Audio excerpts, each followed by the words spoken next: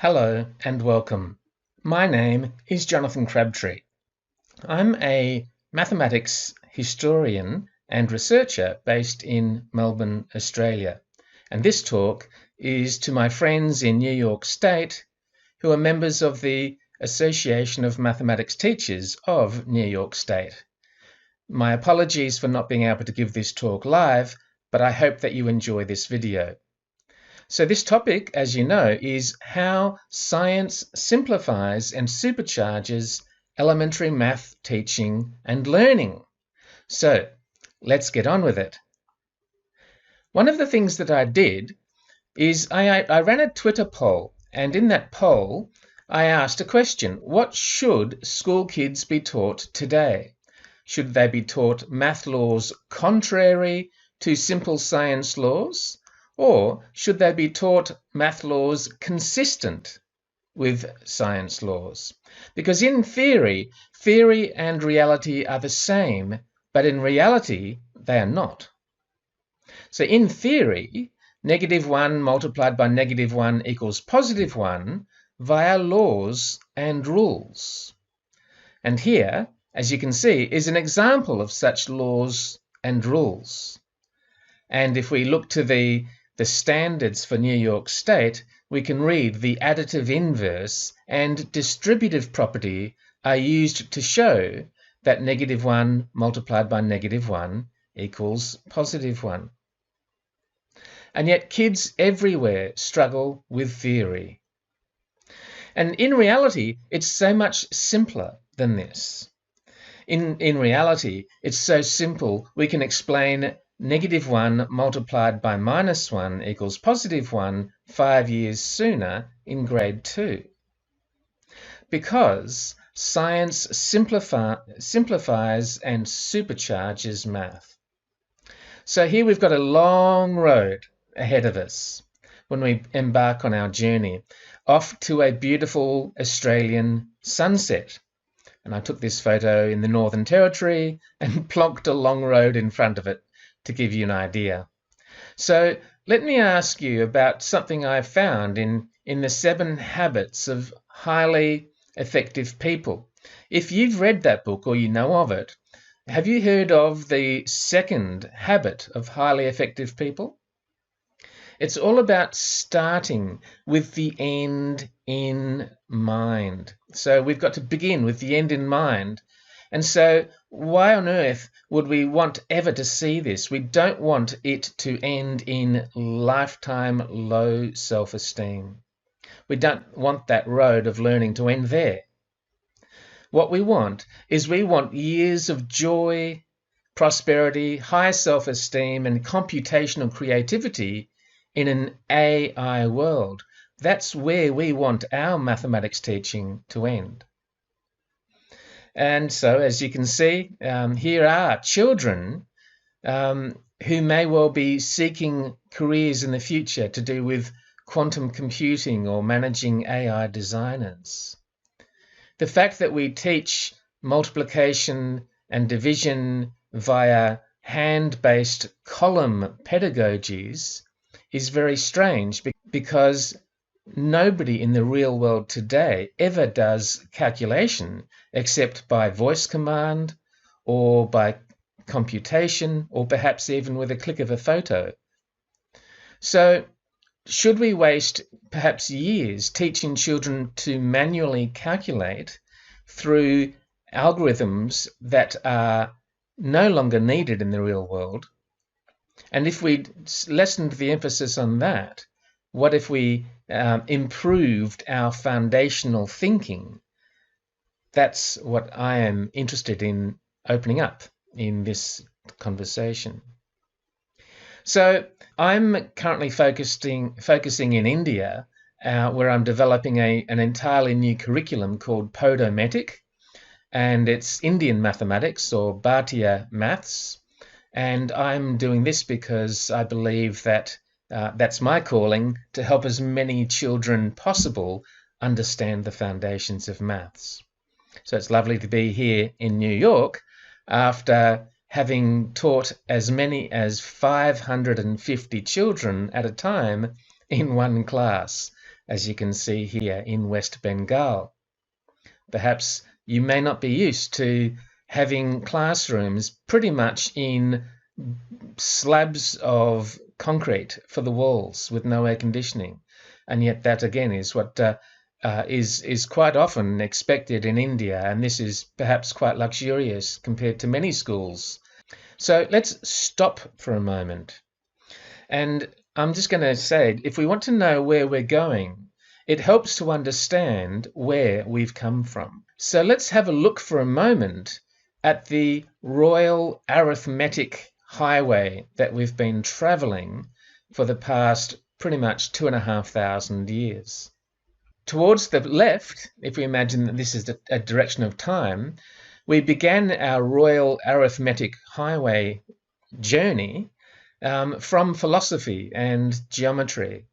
And towards the future, from those beginnings, it leads to theoretical mathematics that we know today. So this is a Western road well travelled. Now, what about some of the characters? So here we've got Plato, and here we've got Aristotle. Here we've got Euclid. So it's interesting that in the West, our greatest thinkers also had a different approach to equity and inclusion. For example, Plato asked a slave called Meno how to double the area of a square. And that example is often used today in maths pedagogy as the Socratic method. But we see that Plato had no problem owning slaves. We also know that Aristotle said some people are slaves by nature, yet others are slaves by law. And Euclid called a slave and said, "Give him," a student, "a coin, since he must make a gain out of what he learns." So these are the Western thought leaders of mathematics. They came from philosophical and geometric foundations. And today we see the theoretical mathematics giants of such people as Andrew Wiles, Miriam Mirzakhani, and Terry Tao. So we can go a long way along this path, but very few people reach the heights of these philosophers. Isn't it strange how people who excel in science and mathematics are still called philosophers? They are doctors of philosophy. That's how influential the Greek slave-owning philosophers have been in the deployment of Western mathematics education that sometimes buried far superior mathematics pedagogies. So let's compare that Royal Arithmetic Highway from past to future with what I call empirical Podometic Street. And this street is an eastern road, less travelled. It begins with surveying and astronomy, very practical things, because the surveying was for construction and the astronomy was to predict weather patterns for the growth of food crops and also for navigation. Very practical reasons to study mathematics. And towards the future of this empirical, what you see, Podometic Street, leads a path of computational creativity. So here, if we look to the past, we see Liu Hui, and he is a very famous Chinese mathematician interested in the surveying and number theory, and wrote commentaries on the 9 chapters of the mathematical art, which is kind of like the Euclidean equivalent in China in terms of its influence. Here we have Brahamgupta, a very famous astronomer who created mathematics as a result of his observations. And what we may hopefully see in the future is computational creativity being unleashed with the correct foundations by people such as a Ziri Washington or a Jose Garcia or a Kim Shin. People who traditionally haven't had access to the prosperity and high self-esteem that a grasp of science and mathematics can deliver.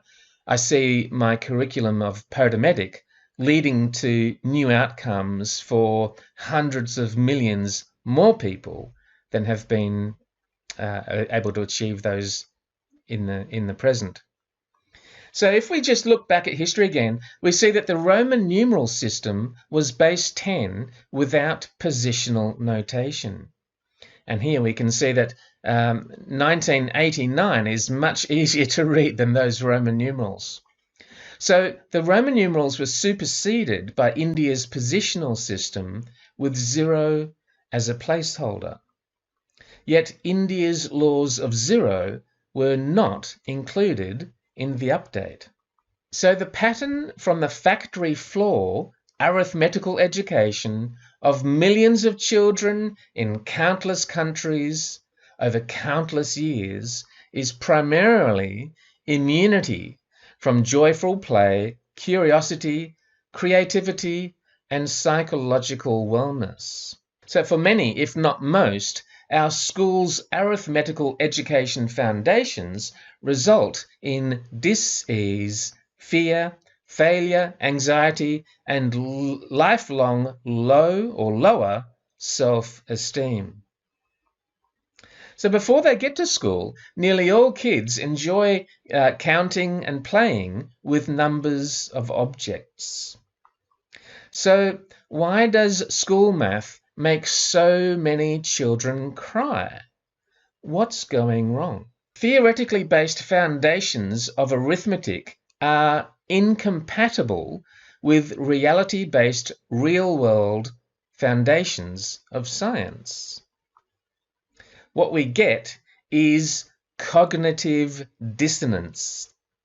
That's where we're pretty sure we know what's going on in our brain, and yet our teacher says something that just seems completely at odds with what we see with our eyes. So if you have cognitive dissonance, perhaps up to year 9, grade 9 of school, if you can't get your mind around math, the explanation is almost certainly the problem.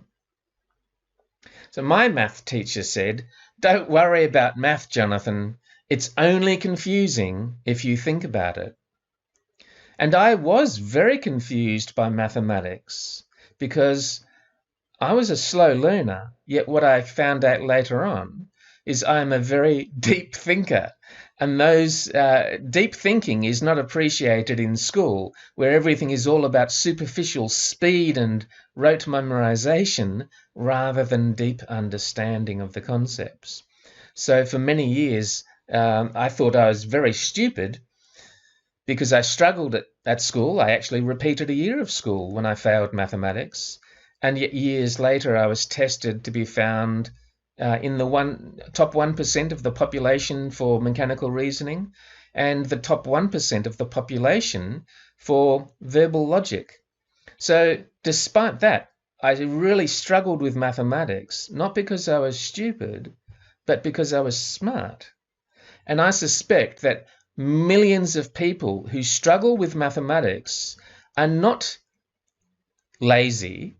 They're simply deep thinkers who are not being given either the time or the correct explanations to understand how all of the parts of the mathematical jigsaw puzzle fit together to create a wonderful vista of what mathematics can offer. So I'm still in recovery from my scars of my mathematics education. They are deep, and yet I'm having much joy now finding out exactly where the foundations of mathematics went wrong after having studied the history of mathematics in more than 20 languages over the past, it's getting on to 39 years. It's a long time. So, I'll repeat it again. Theoretically based foundations of arithmetic are incompatible with reality-based, real-world foundations of science. So arithmetic, the laws we learn, don't actually agree with our universe, our real world that we live in. So if we fix the foundations, we fix the fear of math. So scientific foundations are about counts, measures, and relationships between quantities of matter and energy that reveal predictable patterns, such as these. So let's also consider for a moment about mathematical foundations. They're about counts, measures, and relationships between quantities of objects and actions that reveal predictable patterns. And we're familiar with these sorts of relationships. Now, science has units of quantity, so let mathematics also have units of quantity. You see, arithmetic came from Arithmetica and Arithmoi. So the Greeks developed their arithmetic as abstract numbers or abstract line segments, shapes without numbers being associated with them. In fact, Aristotle is to blame for keeping numbers away from geometry. You won't see any numbers in Euclid's geometry, for example, in the text elements, unless perhaps if they're page numbers. But so let's just let numbers count and measure objects and actions on them. You see, we're focused very much on numbers relating to counts of objects, but we're not quite there when it comes to numbers representing counts of actions. So here are the various units of science. Now, what we also know is that all known elements in the universe can be counted with 1, 2, 3, 4, and so on. And if we look at the numbers on the periodic table, they're based on simple atomic numbers. So we've got these basic units of science. So if numbers count objects and the least quantity of any object or any element in our universe is 0, then no number can represent a quantity less than 0. So maybe we can relax, because big thinking needs simple numbers. So let me give you an example of one I've just come up with. Now, the radius of the universe is 46 billion light years, and its circumference is approximately 289 billion light years. So the question which I ask, which I sourced from the NASA website, is how many decimal places of pi are needed to calculate the circumference of the universe with an accuracy equal to the diameter of a hydrogen atom. So if we're calculating with pi, and bear in mind that people sometimes memorize pi to thousands of decimal places, and people like to compute it to millions of decimal places, but how many do we need to calculate the circumference of the universe with the accuracy equal to the diameter of the smallest atom, a hydrogen atom? We only need 40 places, 40 decimal places of pi to calculate that. So that's staggering to me. And for NASA to go throughout the solar system, interplanetary travel, they just use, I believe, 15 or 16 decimal places of pi. So we can also relax, because in the real world, we really don't need the reals. And again, the universe's circumference is 4.352 by 10 to the power of plus 29 millimeters. And the shortest distance of one Planck is much, much less, as you can see, 1.616 by 10 to the minus 32 millimeters. So the maximum number I get is 2.693 multiplied by 10 to the power of plus 61. And the minimum number I get is 3.713 to the power of 10 to the power of minus 62. So only 123 places is enough for me in our base 10 decimal system. We don't really need to get so hypnotized by the abstract philosophical approaches that have dominated the West for so long if we're now in a world of artificial intelligence. So here we have -1 multiplied by -1 equals +1. Now let's have a look at how we might present this in a different way. What you're probably not aware of is how to actually read an equation with the correct grammar. So you can see here I've got the sign before the A is superscript, so a superscripted sign is about the sign. So we read that as -A with the minus sign or the dash superscripted. And before the B, we have a minus sign. So it's not negative multiplied by negative, it's not minus multiplied by minus, it's actually negative subtracted equals positive. So with -A multiplied by -B, that means if we pass this correctly, as it should have evolved but never did, it's -A subtracted from 0 B times. And so therefore -1 multiplied by -1 is simply -1 subtracted from 0 one time. So in the white section in the middle, I've got +1 plus -1.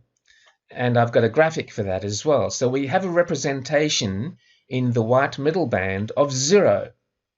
And we know that -1 subtracted one time from 0 will give us +1. We've learned that by law, by rote, but here's what's actually happening. Just look with your eyes. This is empirical observation.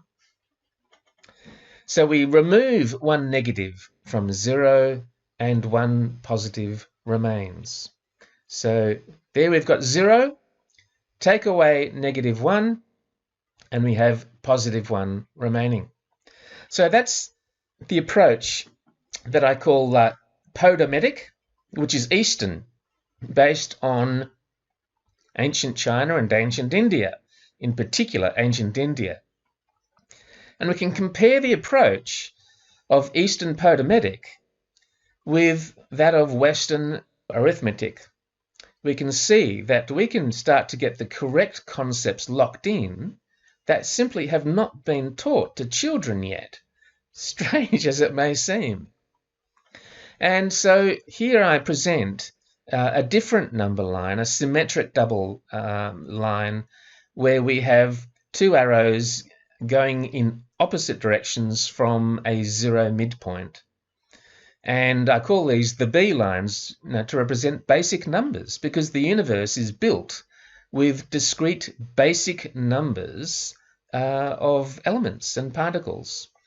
So here we've got the B lines of Brahamgupta, and Brahamgupta defined 0 in 628 CE as when the number of positive and negative quantities are equal, the sum is 0.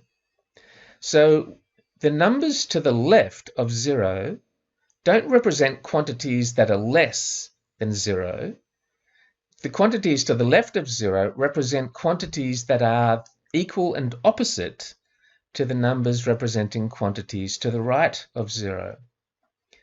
So the integer ordering is problematic because we developed our integer ordering convention probably around about 60 years before the first number line ever appeared with negative numbers. So all of the confusions we have about integer ordering are obsolete because they were never updated for the emergence of 0 and negative numbers through the scientific observations and the practical utilization of people in ancient China. So what about something simple like 2 minus 5? When we're very little children, we have maybe by grade 1, we're told to do things like 5 minus 2, 5 take away 2. And we play and we learn that 5 minus 2 equals 3. And we might learn that in grade 1, but we don't get taught what's 2 minus 5 for another 6 years. We need to teach 2 minus 5 at the same time we teach 5 minus 2, because all of the simple ways that we do that are based on the ancient Bharatiya culture. So if we go back to the Harappan civilization or the Indus Valley civilization, they used bricks and they were famous for their brick making. So let's have a game with children where in this game they imagine they have a bucket and a spade and they are brick makers. So they dig a hole and they make a brick from the contents that was in the hole.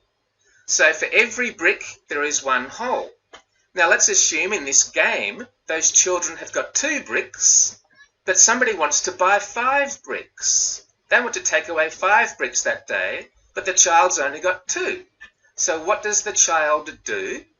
The child will dig 3 holes to make 3 more bricks. And then the child has got 5 bricks altogether. And so the 5 bricks are taken away by the purchaser, and the child is left with 3 holes. So from 2 minus 5, you've got 2 bricks, you want to take away 5 bricks. Don't have enough bricks. So from ground level 0, you dig 3 holes and you get 3 more bricks, and now you've got the 5 bricks to sell. The 5 bricks are taken away, and what you're left with is 3 holes. Children will understand that game, and that game is a model of Brahamgupta's mathematics. So the answer to the poll question, what should school kids be taught today, contrary maths and science laws or consistent maths and science laws, the public is already overwhelmingly calling for consistent laws involving mathematics and science, and yet that's not what we find in arithmetic. So it's almost a 9-to-1 landslide victory for a rethink about let's get in consistency in our mathematics education between K to 9. So then later on, we have children totally filled with joy as they explore the more abstract areas of mathematics that then follow. So the number one system constraint is 0. And by system, we can think of that as an acronym for Save Your Schools Time, Energy and Money. Or alternatively, perhaps more importantly, Save Your Students Time, Energy and Money. So the number one constraint is 0. So let's look at a system of mathematics consistent with the principle of conservation of mass and energy. Bit strange, but let's see how it actually starts to pan out. So in our closed system, we've had 0 bricks and we've got 0 holes on the bottom of the ocean. So above and below, you may have heard of bricks and holes before. Well, let's do this in the ocean because then the holes have got something in them as well. So let's have a look. We've added bricks to ocean level 0 here. You can see them. So did the ocean rise or fall? And the answer is neither. Why? Because every action has an equal and opposite reaction.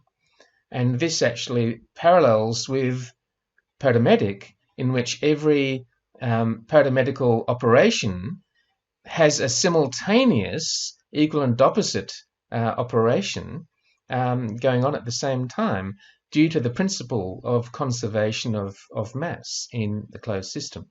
Let's see what goes on with this story. So we can see that we've got 2 bricks and we've got 2 holes in the ocean floor, 3, and we get to Newton's third law out of this. For every action has an equal and opposite reaction. So for the 10 bricks created on the ocean floor, we have 10 holes. The water in the holes has the same volume as the bricks created. In our closed system, as I said, we follow the principle of conservation of mass. So 0 has been symmetrically split into equal and opposite quantities. And as Brahamgupta defined the sum of equal and opposite quantities being 0. And this idea of 0 was missed over the last 500 years. So the equal and opposite quantities sum to 0. So let's put the bricks next to the holes, and boom, we now have 0 bricks and we have 0 holes. So this is perhaps we can say this is a gross 0 with 10 positives and 10 negatives, or 10 positive quantities and 10 negative quantities. That's like a gross 0. And we have a net 0 where we have now 0 bricks and 0 holes. So here are Brahamgupta's 5 addition sutras. I call them the sutras of symmetry because they fit in with the principles of the laws of science, and they're so simple. So there are 18 altogether that I identify, but we're looking here at addition sutra number 4. When positive and negative are equal, the sum is 0. So in ancient China and in ancient India, positive and negative were equal and opposite. And for those interested, the Sanskrit text of Brahamgupta appears at the top. So here again is how we can reveal 2 minus 5 to 7-year-old children, perhaps in class 2, or grade 2, or class 3, grade 3. Probably grade 2. Bricks for sale, buy your bricks. So Podo the puppy has 2 bricks for sale. And along comes Zaki and says, I want 5 bricks, please. I don't have enough bricks, replies Podo the puppy. Please come back later. Okay, says Zaki. I have to add 0, thinks Podo. Now, why would Podo add 0? It's the way to solve the problem. Now, we only think about the abstract nature of 0 being an additive identity or a subtractive identity, which we rarely say, and yet 0 is a power tool in podemetic that helps us solve problems. So the first reaction from children for 2 minus 5 is we don't have enough bricks. So digging 3 bricks and creating 3 holes, Podo has added 0. So she's dug 3 holes and made 3 bricks. And this is, in India, children play the happy Harappan positive brick and negative hole game. Holes for sale.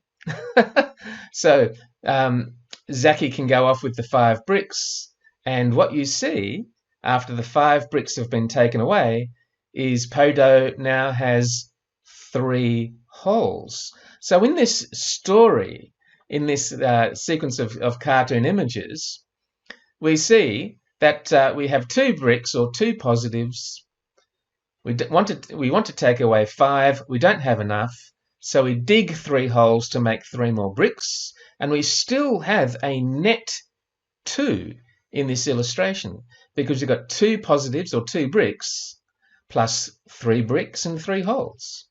So scientifically, the quantities have been rearranged consistent with the laws of physics and science.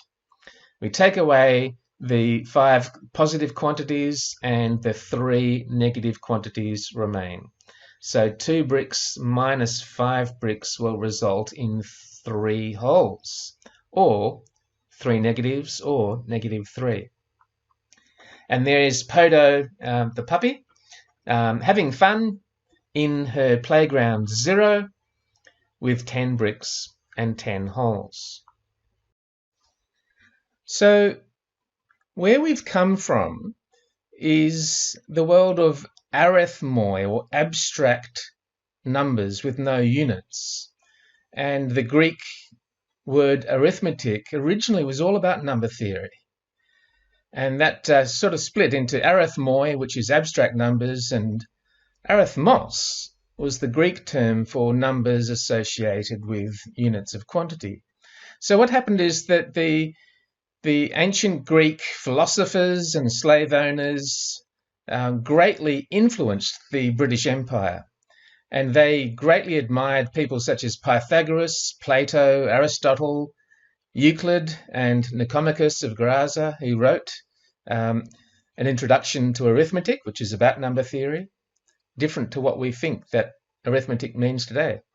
But the British philosophy and abstract geometry and number theory really led to the creation of what we know as arithmetic, and the pedagogy that's been taught pretty much for the last 500 years without much change to the actual foundations of mathematics. That should have happened if we had learnt about the Sanskrit writings of Aryabhata and Bhaskara and Brahamgupta and so on from ancient Bharat or India.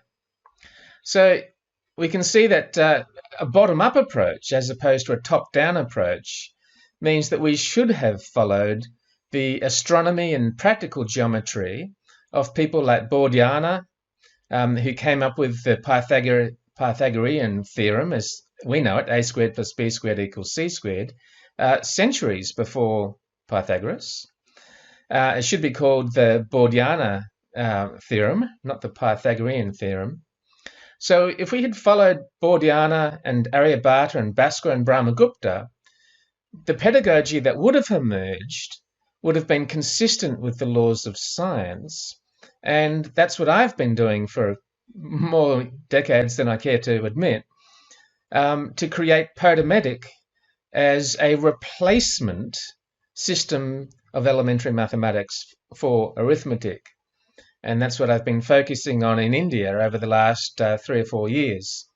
So if we consider arithmetic, it's had a good run pretty much since book 7 of Euclid's Elements, which was on number theory, or at least the geometry of line segments, which got turned into arithmetic as we know it today. So arithmetic has been around from 300 BCE to about 2020. And so my 2020 vision was to fix the foundations of arithmetic, because it leads to a lot of anxiety, fear, and frustration, and failure, low self-esteem, and lost earning potential by our teaching it in years K to 9 at primary school level and middle schools. So I'm suggesting that we move towards a system of podemetic, and this idea of podemetic I'm making freely available to the world. So thank you for this opportunity to share some of these ideas with you. Let's start to use nouns in our vocabulary as well as verbs. If I was to ask you, what's 7 negatives minus 4 negatives? It's very simple, 3 negatives. But if I was to ask people, what's -7 minus -4? People get confused. Is it 2 negatives make a plus? And more adults actually answer -11 than get that one right. So we've got the question here. What's -7 minus +4? Think noun, think object, think science, and we say, what's 7 negatives minus 4 positives? We can't do it. So what are we going to do? We can't take away 4 positives because we don't have any. That's the first thing that children and you should notice. So we dig 4 negative holes to make 4 positive bricks. And we use addition sutra number 4. And this lesson is based on an explanation of subtraction sutra number 5 from Brahamgupta's 18 Sutras of Symmetry. If you Google that, you'll probably come across more talks on that I've given. So what we've done is we've added a zero pair, or in fact we've added -4 and +4. We've added 0, so we haven't changed the structure of the question. And yet now we can take away those 4 positive bricks. So what does 7 negatives minus 4 positive bricks equal? It equals -11. You can see it with your eyes. 11 wholes. So we could do that just as we did before with stories with Podo the puppy and Zaki. And children grow up very often learning how to dig holes with a bucket and a spade. So if we think of the cliched zone of proximal development, it's very easy to start to introduce integer podemetic in grade 2 and grade 3. It makes total sense intuitively, and what you see is what you get sense for young children. So how do we fix elementary math? Well, my research and my experience is that if we stop teaching arithmetic and start teaching podemetic, we will start to get a lot more happier students. One of the reasons why is arithmetic is inconsistent. Some might say paradoxical, because the ideas that are being taught to children in years K to 9 often seem to be contradictory and can't be explained by teachers. So let's have a look at some examples. The product of 2 smaller factors can be greater than the product of 2 larger factors. That doesn't seem to make much sense. So if you multiply 2 larger numbers together, surely you'll get a bigger product than if you multiply 2 smaller numbers together. So let's have a look. -3 multiplied by -4 equals +12. And yet the product of 2 larger factors, like +1 and +2, is less. So doesn't seem to make any sense, does it? So what we're saying is that 3 negatives are less than 1 positive, and that 4 negatives are less than 2 positives.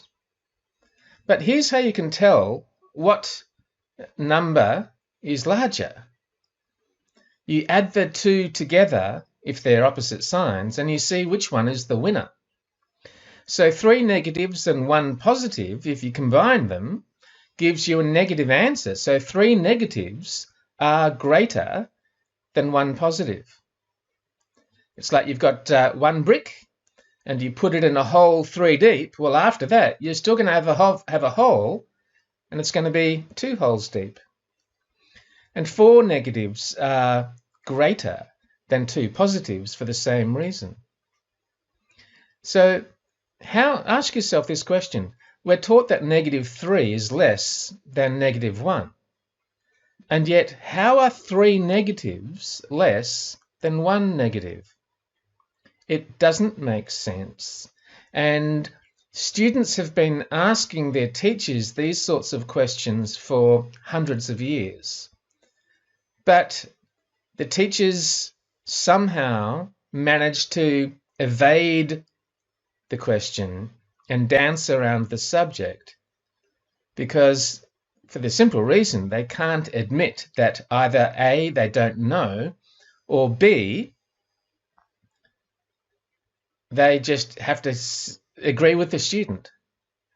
Now, students learn to not cause trouble for their teacher.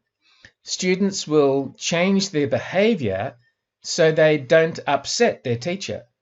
So typically that means that children stop asking questions and they start to become disengaged from the mathematics they're being taught.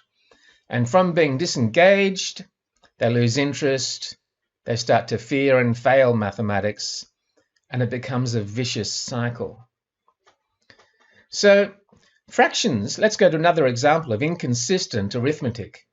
Fractions are equal if they both have the smaller number as the numerator and the larger number as the denominator, or vice versa. So here we've got some examples. We've got 2 positives divided by 4 positives equals the same as 3 positives divided by 6 positives. Both of them equal the same number. And we can see that on the left side of that equal sign, the 2/4, to use the vernacular, equals 3/6, and we agree with that. But 2/4 does not equal 6/3, and the reason for that is that 2/4 has the smaller number on the top, so it can't equal 6/3 because that's got the larger number on top. So another example is positive 4 divided by positive 2 equals positive 6 divided by positive 3. Yet positive 4 by positive 2 does not equal positive 3 divided by positive 6. Okay, so this statement, this equation is true. So just have a look at where I'm going, and you'll see, therefore, because that statement is true, that equation is true, -1 is less than -2. According to your own mathematics training and what you teach to children. And yet teachers ignore these issues. There's no answer ever given that's satisfactory, except that 1 negative is obviously less than 2 negatives. And yet this goes against all of the integer inequality logic that we've been taught for hundreds of years, in which we say that -1 is greater than -2, when it's actually not. And this goes back to the original 18 Sutras of Symmetry of Brahamgupta that were left behind in India while the West grabbed the 0 as the placeholder and ran amok with suboptimal evolutions of basic mathematics. Now, a lot was still achieved, a heck of a lot was still achieved, but had Brahamgupta's laws of mathematics been able to get through the Middle East to the West, it's quite possible, who knows, perhaps we would have cured cancer and colonized Mars by now. So let's have another look at inconsistent arithmetic. So here we've got the English definition of multiplication since February 1570 defines AB, A multiplied by B, or if you're in India, A into B. So it's defined as A multiplied by B equals A added to itself B times. And you can see the definition there. To multiply A by positive integral B is to add A to itself B times. And interestingly, this was in the early draft standards, this definition of the Common Core State Standards of North America. And luckily, maybe due to some activism of some people, perhaps like Keith Devlin and others and myself, that repeated addition definition of multiplication, the iterative added to itself, was dropped from the Common Core State Standards. And the reason is that if we literally passed the algorithm, which is very precise, 1 multiplied by 1 equals 1 added to itself 1 time. And yet I ask you, does 1 multiplied by 1 equal 2? Of course not. What's happened is we've missed the 0 in the algorithm of multiplication. So just to go back here, the definition A multiplied by B should have been A added to 0 B times. And then 1 multiplied by 1 would simply be 1 added to 0 one time, which gives you 1 and the correct result. So here we've got definitions of A to the power of 3 or a cubed.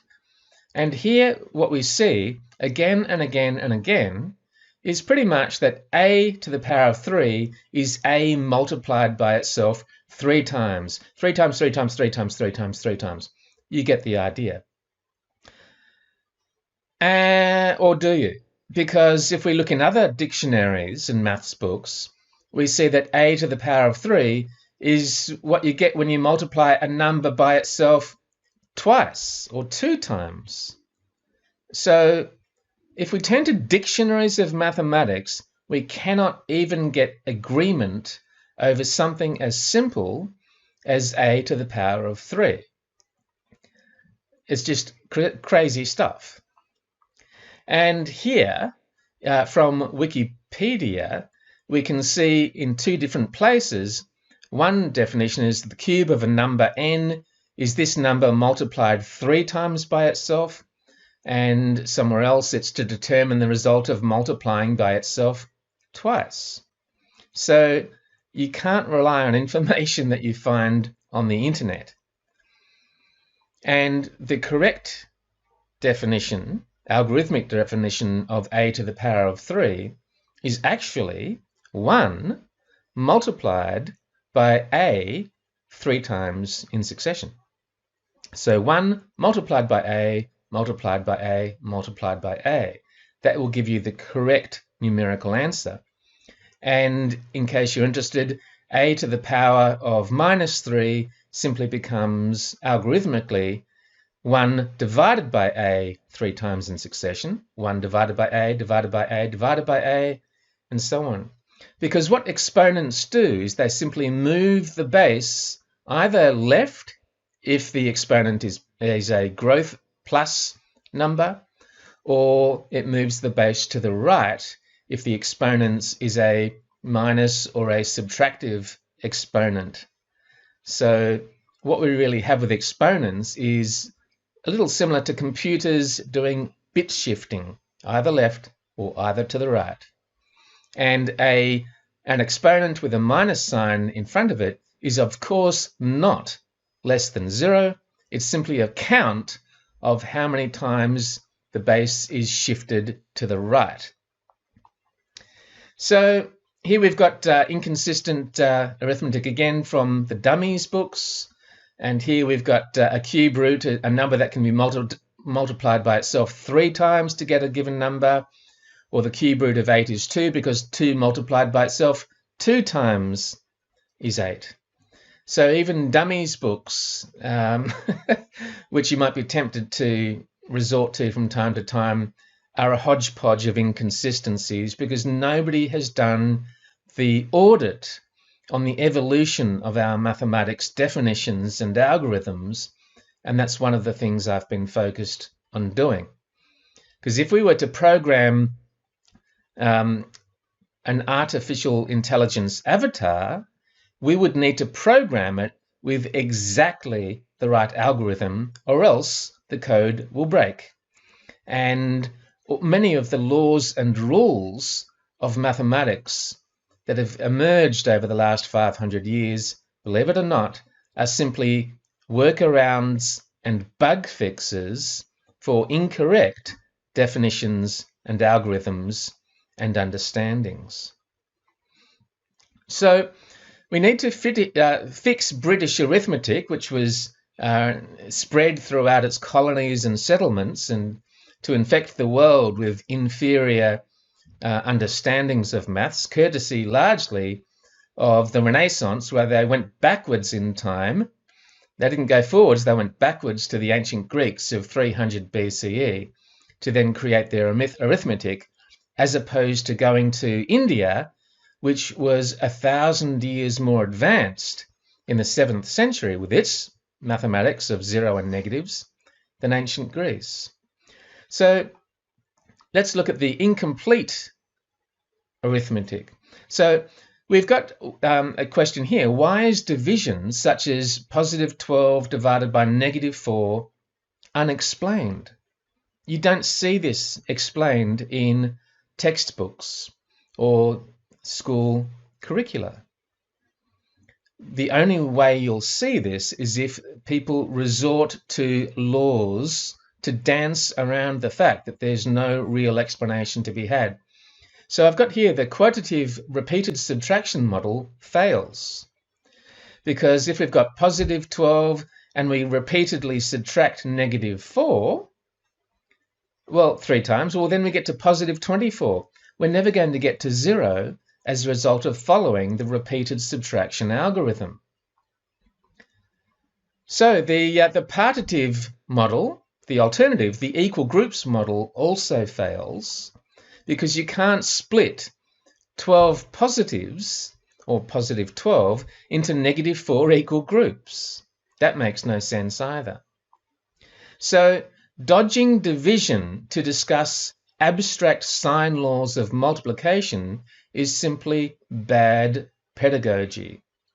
And I don't have time to go into it in depth here, but there are very simple games that children can play that reveal the underlying truths about multiplication and division. And that is, there is a missing factor, and that is 1. So A multiplied by B, you think you've got 2 factors, but there's a missing factor, which is the number 1. So as 1 becomes B, A becomes C. It's really quite simple like that. And in A divided by B, as B becomes 1, A becomes C. So we have some very simple proportional games which get around the fact that we have ideas such as multiplication makes more or division makes less. So the ideas of multiplication and division break as soon as we get to the rationals. And before then, they've even broken when we get to the integers. So thank you for watching. And I could go on and on and on, as you could imagine. But please do feel welcome to follow me on Twitter at jcrabtree, twitter.com/jcrabtree, or visit me through my website, podometic.in. Thank you, stay happy, stay healthy, and remember to make your life count.